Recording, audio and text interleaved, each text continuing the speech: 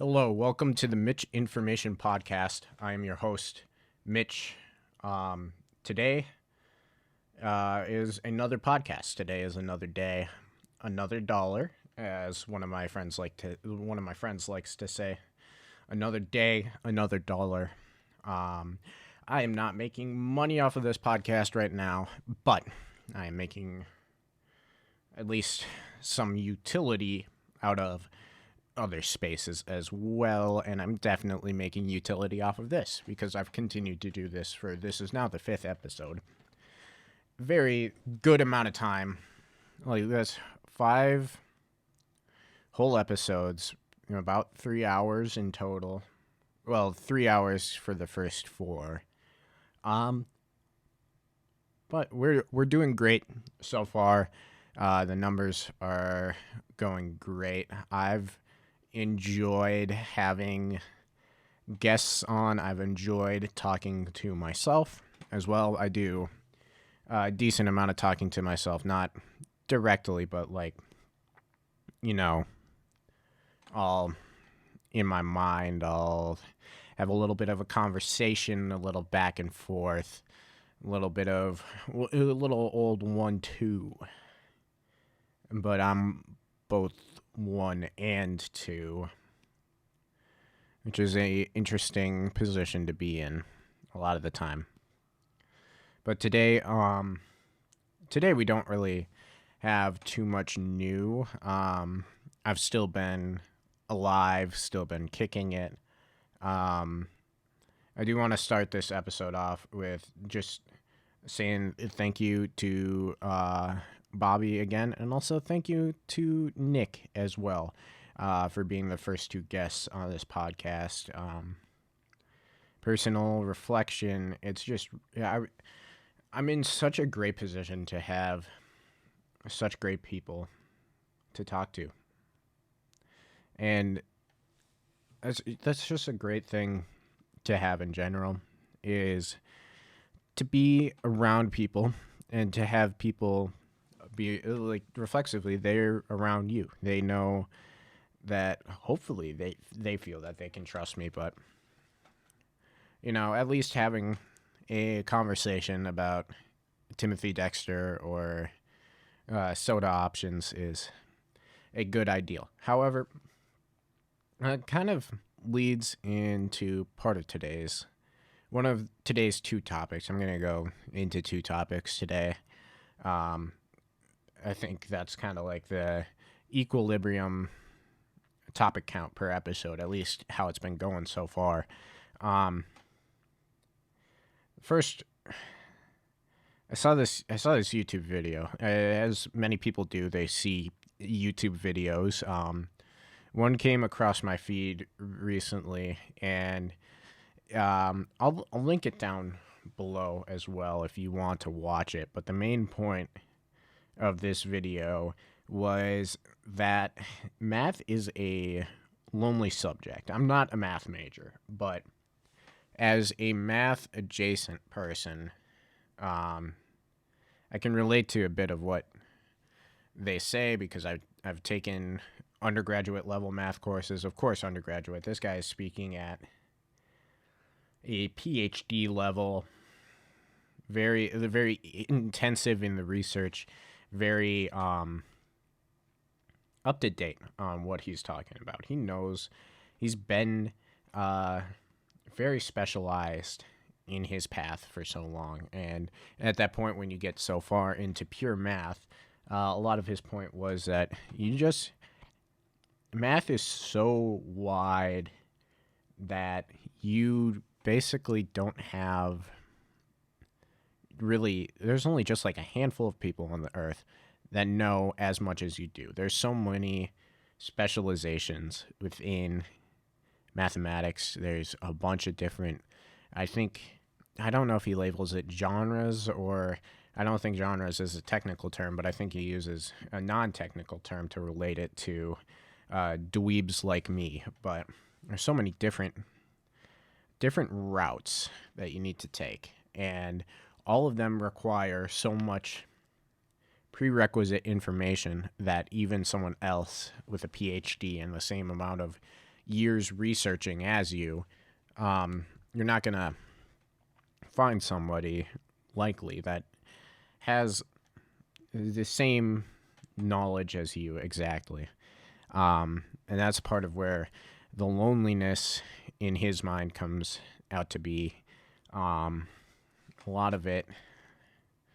Another part was that just like research isn't very collaborative. It's very, and even like you can think back to even like elementary school years, like completing math homework is a very individual, grinding, slow, self-reflective process where you really do have to say within yourself, do I have the knowledge to complete this? Do I have the skills to complete this? Do I have the ability to complete this? And that's, for a lot of people, that's a very difficult thing. And even for people that are good at math, that's a very difficult thing, because even if you're good at math, you don't really, at least for the majority of your educational career, you don't really have to focus on that self-reflective aspect of it. You just really go into mathematics, you go into statistics, you go into any sort of quantitative realm, and you just by default understand it. And I was that at one point, and now I envy those people who are at like the same level as me and still have that in them, where they understand it just off the rip. And I don't, but I want to like, I thought it was interesting because like the human condition, I feel like, is to feel lonely, because it's not world shattering to say that we are social humans. Everybody has fear of missing out. Everybody has jealousy of others for what they do. Everybody, like, it's almost like coded in us, probably because it is coded in us, to be social animals, to be liked by the group, to be accepted by the group. And when we aren't accepted by the group, we unfortunately sometimes even just fall to conform within that group to get that what we believe is best for us, which most of the time, at least in a modern society, isn't, where it's relatively easy to survive without a group. We don't have to shoot bison. We don't have to, that's a group activity, You need a lot of people to take down a bison, but we aren't taking down bison anymore. We aren't scavenging.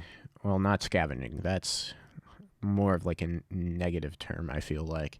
But like we aren't we're not a hunter-gatherer society anymore. We're not devoting our entire time to the goals of sustainable food. We are allowed to specialize in options other than food. Where was I even going with this? Oh yeah. But to survive in that hunter-gatherer society, you need to have people around you. And since we don't anymore, we are still subject to the biases of wanting our own time. I don't know if it's a bias, but like we still want our own time, and we still want to be ourselves. We want to be our own independent person. But the tribalism now takes the form of we don't want to be so much different than others. We want someone, at least one person, that we know and have a good connection to constantly to say, hey, we know, I'm really having a tough time, or, I did this really cool thing. I would like you to applaud for it. Um, and it makes sense. And as people, we're just I kind of hate that we're programmed to be lonely, because like a lot of the times, like throughout the um daily cycle of emotions, um there are stretches throughout the day where I'll just feel lonely, and that's an innate thing, and it sucks. But it's not the worst thing that could happen, because I don't know. This is a really why did I like I'm going off on tangents here. I go off on so many tangents. This doesn't really have a meaning anymore. Math guy says he's lonely. What does this have to do with Mitch? Oh, yeah. I was thinking of like relating this to the just like broader academia, and like broader specialization rather than specifics within mathematics, because I'm an econ major, which is very math related, very statistics related, very uh, quantitative related pursuit. However, I like throughout my undergraduate education, I don't feel like the education has really caused me to be uh, lonely, and I do think that's where a lot of other almost, I don't know if it's applied math is the right word, but like using mathematical reasoning as a part of our foundational knowledge is innate to econ. But I feel with econ, even if you are so hyper specialized in one specific topic, and you are like the only person that can really speak on the complexities of like several international trade laws, or you're the only person that can speak on how tax repatriation windows affect international corporations and local employment levels. Like even if you're like one of the few people that is like actively doing research into that, the thing is that with econ you can always relate it back to the person. As a social science, the goal is to be beneficial and provide insights into how people make decisions, and how are people themselves being affected by certain legislations. And the thing with this, like, I can relate my simple undergraduate research. Like, I can give a spiel to some Joe Blow on the side of the street, that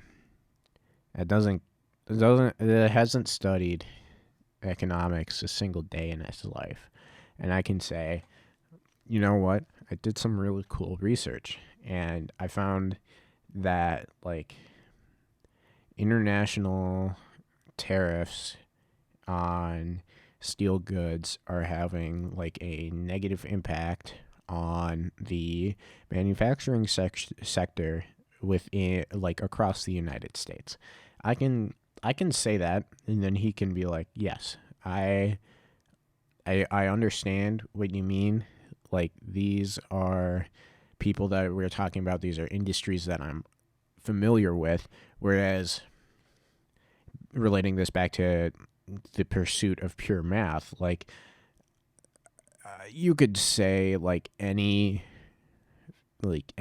property theorem or corollary that I haven't heard of before, and I would say it's confusing right off the bat.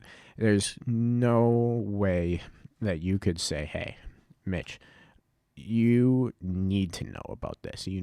It's part of your everyday life.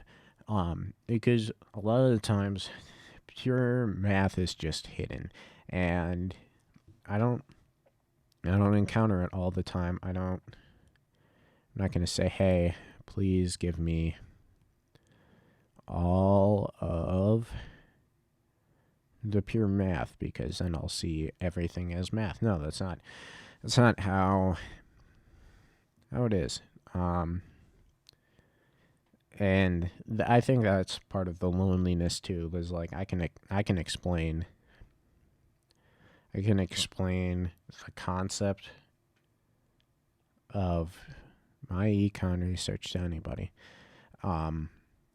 just because it's relatable.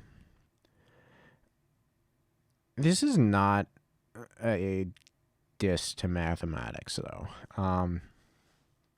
which I guess it kind of seemed like, where it was like, I'm comparing this to econ. I'm so cool because I chose a non-lonely major.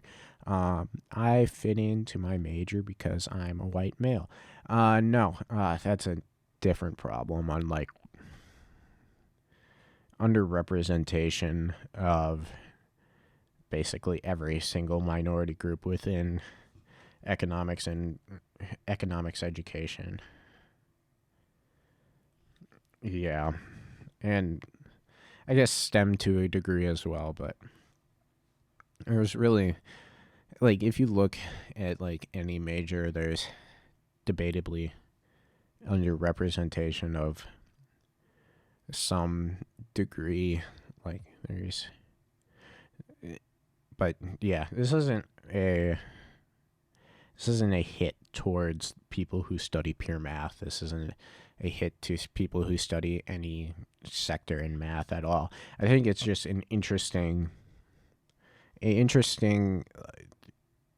clash between both the human sense to find new interesting things, the colonial aspect of ourselves, but in the academic realm rather than the physical realm, and then the clash with, how, like, the primary building blocks of our instinct and just coding in general, how we're coded to live. And this is probably as big as a clash you can get. It's very, very interesting, I think. So I'm definitely going to link the video below. Yeah, and you guys can watch it if you want, or you don't have to watch it. I could care less about this. Like, I think it's interesting, so I'd recommend that you watch it, but it's like, I can't force you to do anything. I don't want to force you to do anything.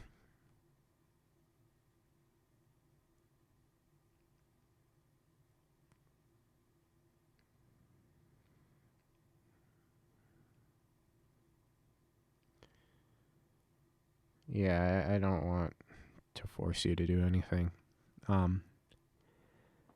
You're a podcast listener. Of course, you know your rights. Or at least I hope you do. I don't know. You could be just unenlightened. That's fine.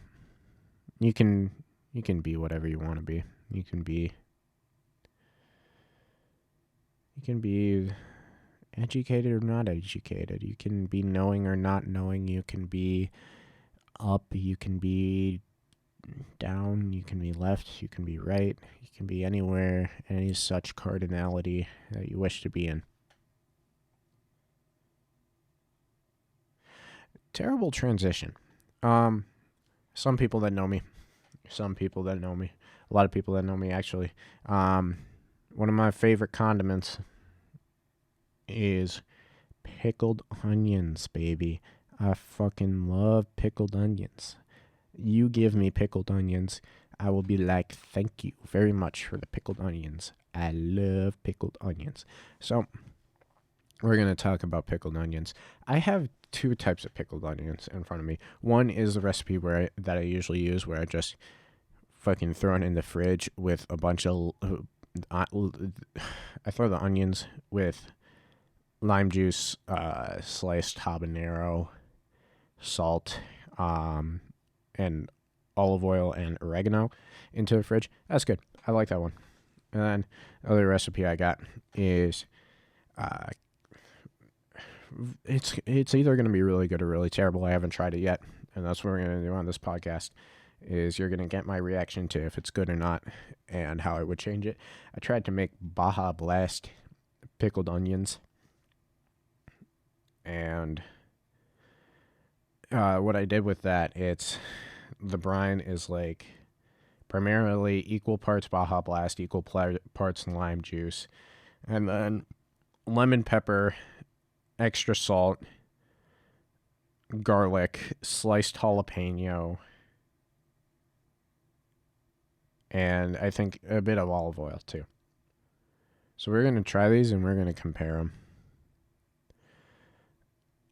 I don't know if I can... Yeah, it doesn't look like I can mute this mic while I'm eating it, so I'll try to eat it away from the mic so you don't get free ASMR. We're gonna eat the ones that I know are good first as a baseline.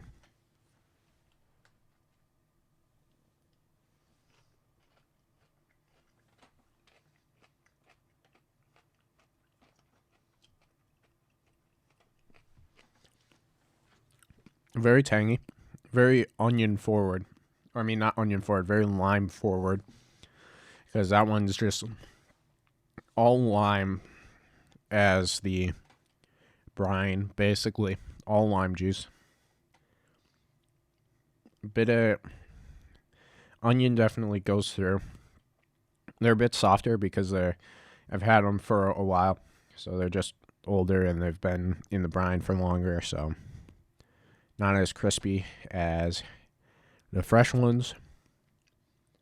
So now we're going to do just that. I'm going to try the Baja Blast pickled onions, and we will compare and theory craft what I can do next with some of these pickled onions.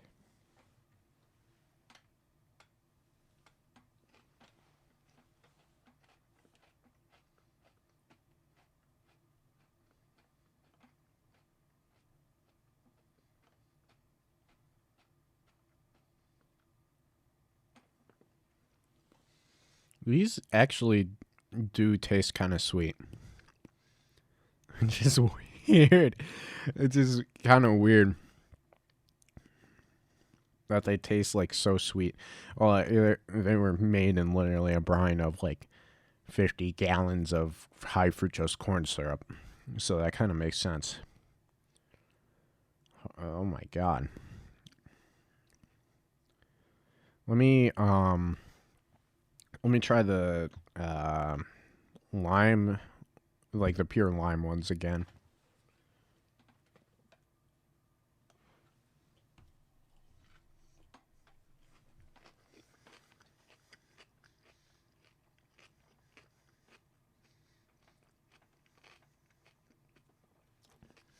I know the mic is picking up the chewing sounds. I'm sorry. This is literally the best podcast, but back to the regular ones. The tang, it goes through immediately. Good crisp because these, like, flavor. Because these are red onions, so get that red onion flavor very forward. very bold, very quick, very. The lime is really just a accent to it. I'm gonna try the Baja Blast ones again, and then we'll see if I want to try more of them.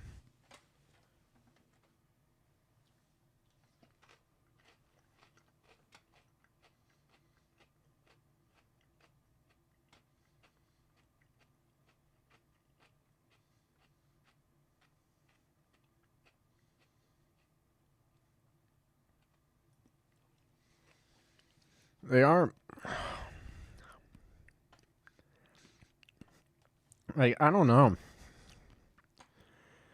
It's very like it feels citrusy, but it's like very dull. It's not bright like the pure lime juice. That's probably because it's so much high fructose corn syrup in there, but like it's very dull. This could also be that like the aromatic choice as well, because the aromatics in the original are a habanero pepper and Mexican oregano, which are a very, very bright flavors, very in your face. Whereas the aromatics in the Baja Blast pickled onions are a jalapeno and garlic and some of the lemon zest from the lemon pepper. And those are like, one of them is pretty bright, which is the lemon pepper, but it's like I didn't put too much lemon pepper in there. Like I was like, I need some salt, and I would, some lemon might be nice too. This was really just a grab bag of things that I had in my reach.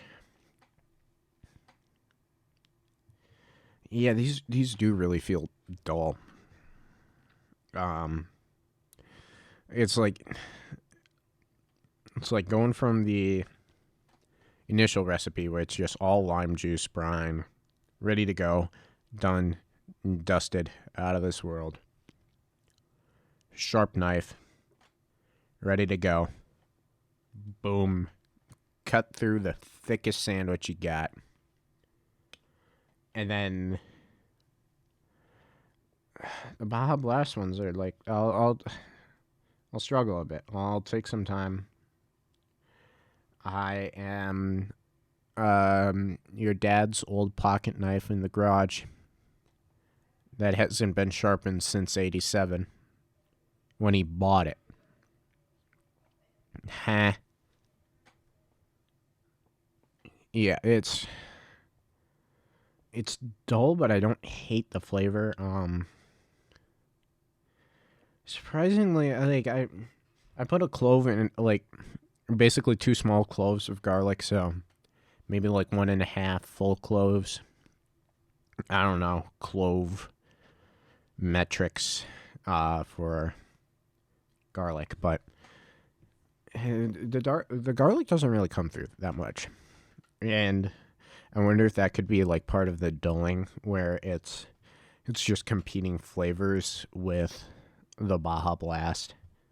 And like, I did still have lime juice in the Baja Blast one, so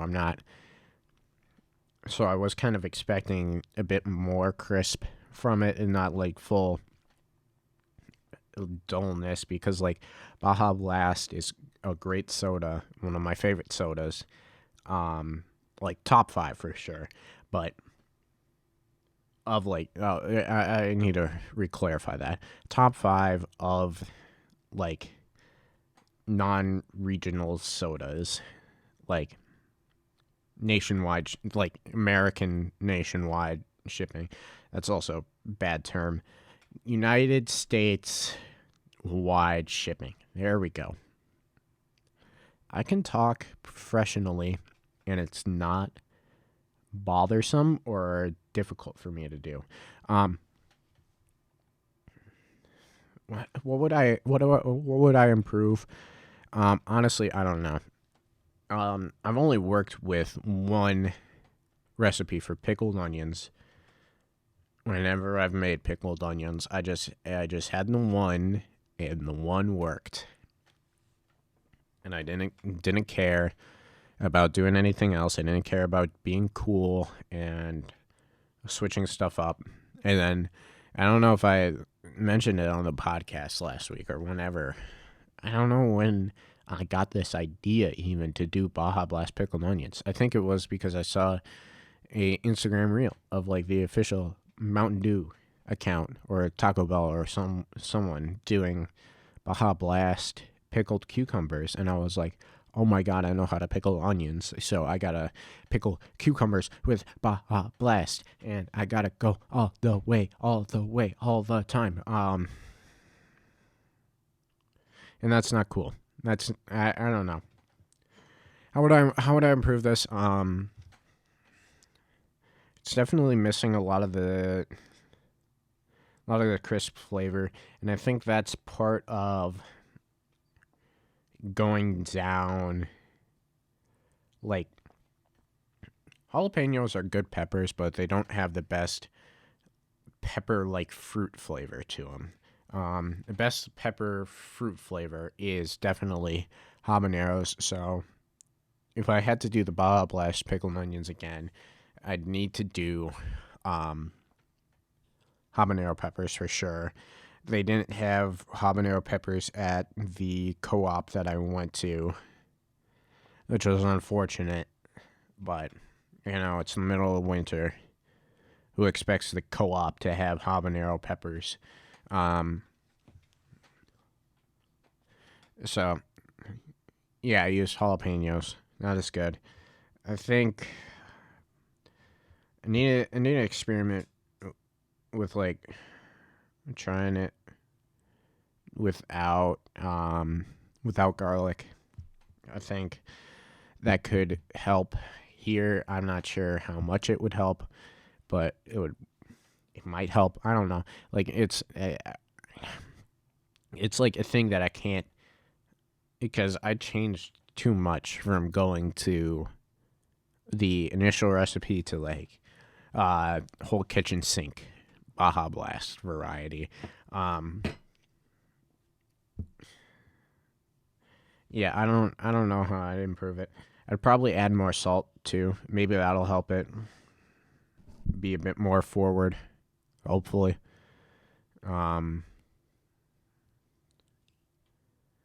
Yeah, I think more salt would help, because it, like, as it's sweet, it feels a bit dull, dry.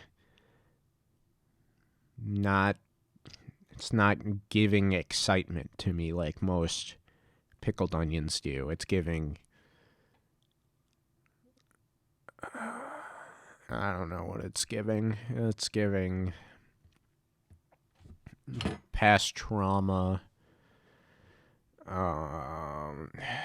No, it's not giving past trauma. What the fuck am I talking about? I don't know what it's giving. It's giving high fructose corn syrup straight to my noggin. But yeah, like, it's better than no pickled onions for sure. Like, if I had to put this on like a sandwich, I put it on a sandwich. But like, I ain't gonna be like giving this to people because, it's something I think I should share.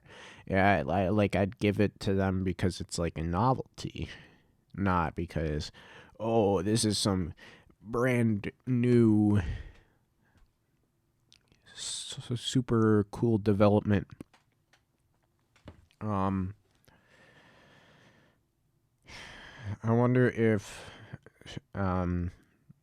soda choice could also be beneficial as well, because like I don't and I wonder if also acidity too. Acidity, soda choice, and salt. That's, I think, my conclusion on where I need to improve from this. Acidity, that would be improved by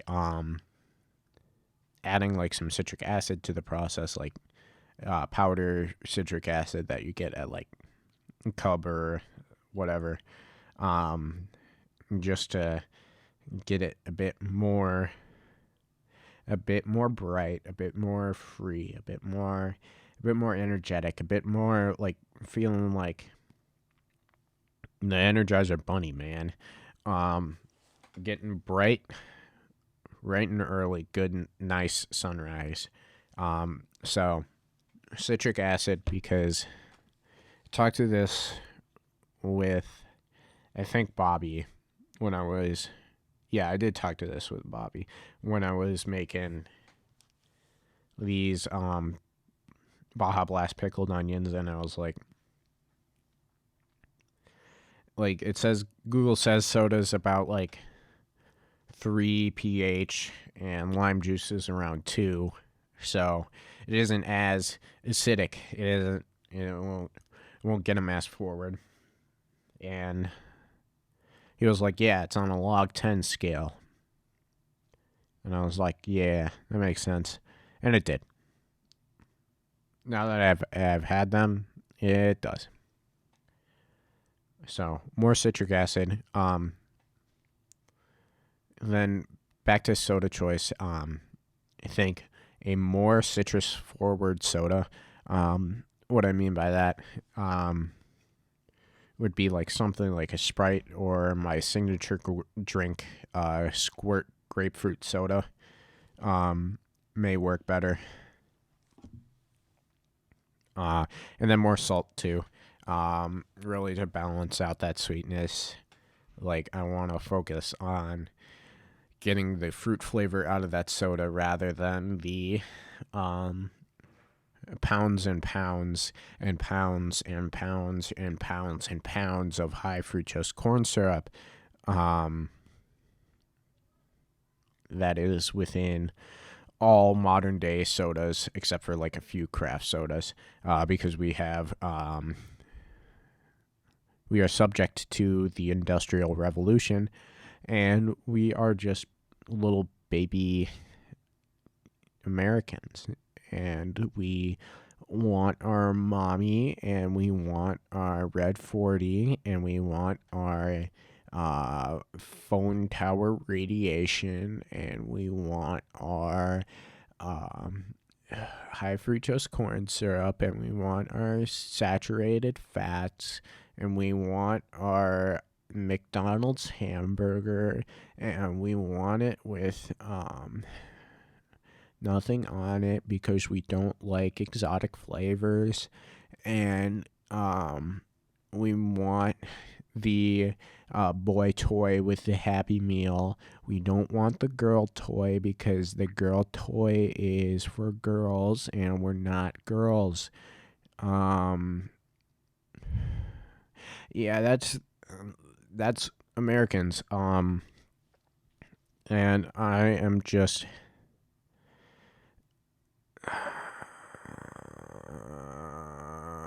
I'm not stunned by these. I was expecting to be kind of like stunned. And I think that's just bad expectations on my end.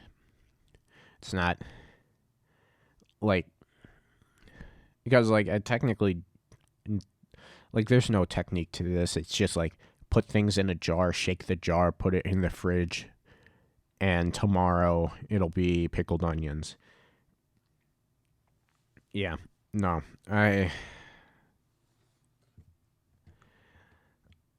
This might be a returning subject because I'll have to see how peak I can get the soda pickled onions. And like I'm not going to waste food because I don't want to waste food. It's still technically good, but like I wanted to be blown out of the water. I wanted to be a new man. I wanted to be a person that I wasn't before, and Maybe that's a signal that I need to change further as a person rather than change the pickled onions, but fuck do I know about changing my own psyche? I can't fucking do that. I'm just a little baby American. A little stinky baby, little.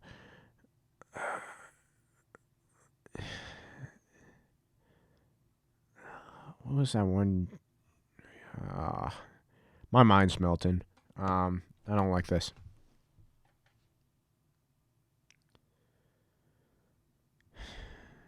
They got me reading a lot. They got me reading stuff. They got me doing prep assignments, man. Dude, why do I have to do a prep assignment for every single class day? Every single one. Every single fucking class day, I have to do a prep assignment for my real analysis course.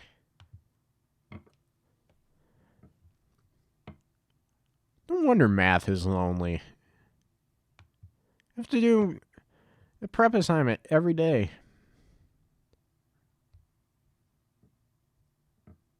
I don't want to do a prep assignment. I just want to do math. I want to talk to people about doing math. I don't want to do a prep assignment. Fucking stupid.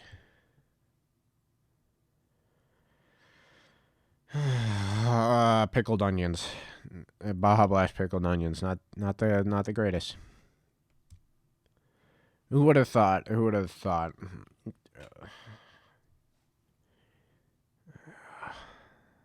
Yeah.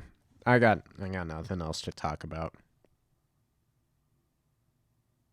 Goodbye.